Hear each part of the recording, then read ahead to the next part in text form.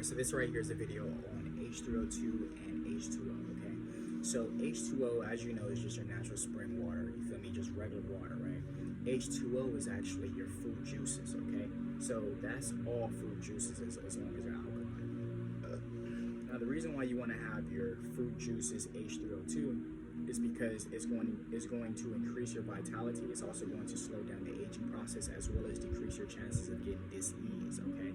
Not only that, it's going to hydrate you a whole lot better than H2o because of the fact that it penetrates the cells a whole lot faster and just better, okay?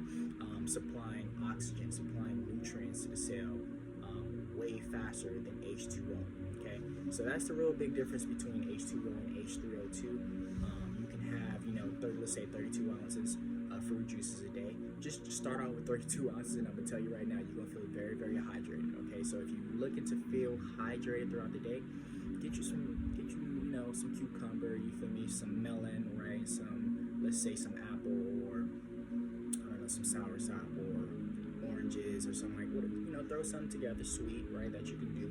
32 ounces, and I guarantee you'll feel very, very hydrated, and you'll need less water. You ain't gonna need as much water as you think you need.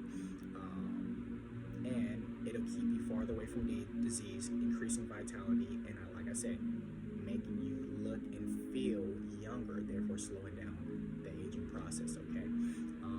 Try this out for a couple of days and let me know how it goes and how you feel specifically, and we'll check up on your experience on our reflection call.